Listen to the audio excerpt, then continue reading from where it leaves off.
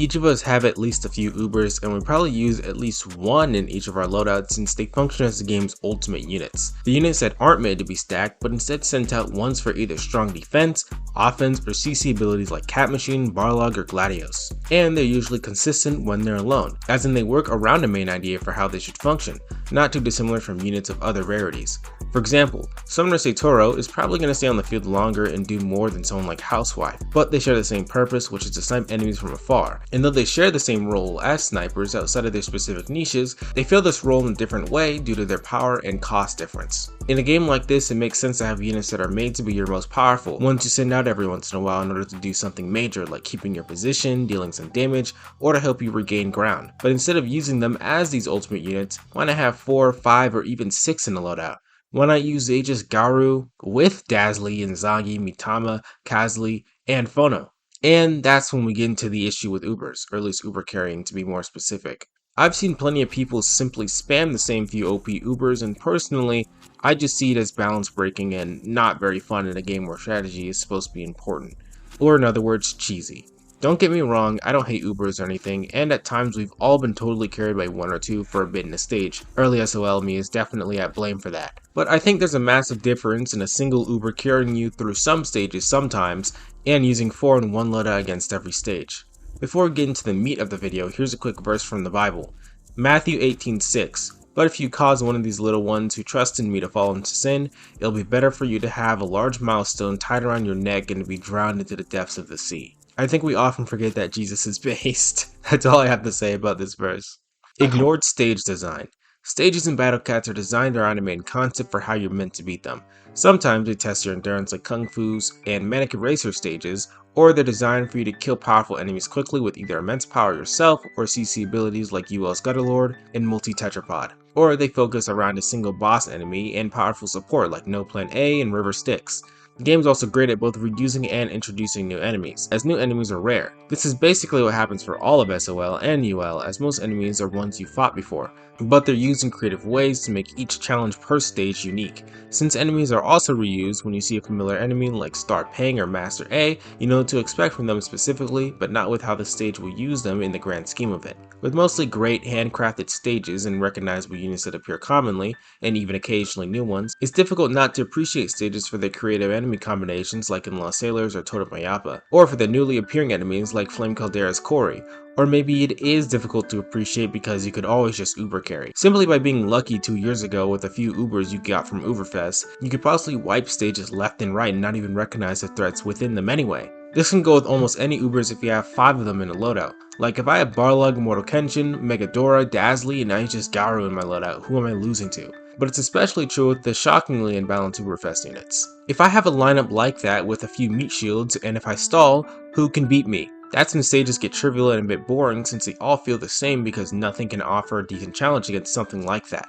Now, in case someone's misunderstanding, I'm not saying that it's bad to use an Uber or 2 in their strategy if they're deadly against a specific trait. I used to do that all the time with Shadow Gao, and now I do it with 4-form Dioramos against Angels sometimes, for example. But commonly, most just resort to spamming the most powerful Generalist ones, sometimes not even when they begin losing, but because it's an easy and cheap way to ignore what's in a stage. So if you are having actual trouble with Hania, for example, why not use some attack up combos and 3 red busters?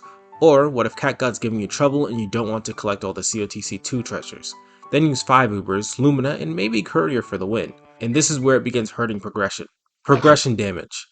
As I said earlier, most Ubers are balanced around being your single most powerful and consistent unit within a given lineup, either defensively or offensively. Summoner Satoro, for example, is a great sniper not only due to his damage, but also his ability against Aku enemies. He alone probably won't clear any Aku stages, but he's still a pivotal unit in them if you can get him early on when they're introduced to you. And most Ubers work in this sort of way if they're specialists, while generalist ones, or ones that are fine against most traits, act as that consistent, strong offense that can help turn the tide of battle. Making a loadout full of battle tide turners breaks the entire point of how they're designed, so you'll most likely steamroll stages easily until you're hurt by the fact that you progress too quickly, which can manifest in any kind of way as a hard stuck at any time. Maybe you didn't get enough plus levels on your non-Uber units by this point, or you didn't bother with unlocking Craze Wall's true form because you're without traitless targeting Ubers. Shutting off your brain is fun until it's impossible. 4-star, low cat true form stages, and a lot of COTC will be undoable if a player decides to rely on Uber carrying from the start. I kinda went through something like this a very long time ago, and at the time I wanted to quit because nothing I did was effective when my Ubers failed me. The Uber carry mentality can also hurt if you don't have the right Ubers for a specific situation too, as there's no way someone can use the same few Ubers effectively against stuff like River Styx, Rash Moon, the Relic Citadel, Typhoon Nemo, or the Colossus stages. Strategy damage. My favorite thing about this game is you being able to make a unique strategy almost every time with usually the same old cats. Ubers help a lot with this aspect due to how numerous they are and how much variety there is from Uber to Uber. People are probably going to have different ways to beat stage like the initial Craze Cat one, or for later, Rash Moon, assuming they don't just watch a tutorial about it. Though, as usual, this is ruined if people decide to Uber carry. The thing is, why craft your own interesting strategy that uses potentially unorthodox no-gotcha cats, or use tips from someone else, when you could spam Ubers or their equivalents to win? Of course, this damages your ability to deal with stages that disallow Ubers, as you wouldn't know what to do without whoever your prize for Ubers are. And also due to this, you probably focus less on getting integral non-gotcha cats or plus levels on units, despite the fact that that's more useful than most Ubers, because that wasn't necessary due to Uber carrying. If anything due to this, the only unit you'd get is Courier because he's prime Jizo levels of good. It also damages how fun it could be to create loadouts. I personally dislike it whenever I go into a stage in UL and I can wipe it without having to change a single one of my units. And even then, I think more with my general loadout than spam powerful units and win. Challengeless levels simply aren't fun, especially when you know that eventually there will be a point where you get hard stuck for any possible reason. Devalued Wins. All this culminates into wins being devalued. Battle Cats is a super challenging game at times. Into the Future 3's Moon, Jandengo's Manaku, Kung Fu's Awakening stage, Craze Bird, Eldritch Forces, all these stages are insanely pivotal, hard, and most importantly, fun when you fight them in their intended ways. Thanks to both their designs and their rewards, it makes all of these stages extremely memorable and ones you may want to replay in the future. But of course, why struggle when you can use 5 Ubers to wipe these stages? The only feeling you'd probably have when using an Uber carry versus a non-Uber carrier equivalent strategy after beating Crazed Bird or something is, cool, I got Crazed Bird. Thanks Dazzly, Phono, Aegis Gao, Barlog, Shadow Gao, Windy, and Pai for the 90th time. Time to only use him for cat combos.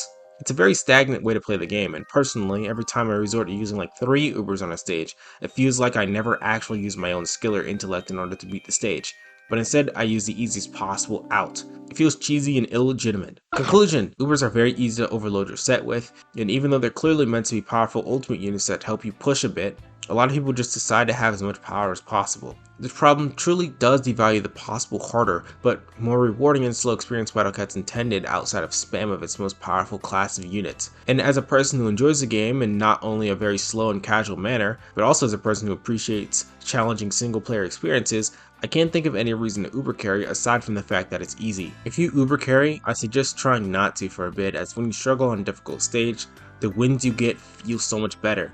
By then, it's not your luck that won, but it's your skill and other less powerful cats that did it.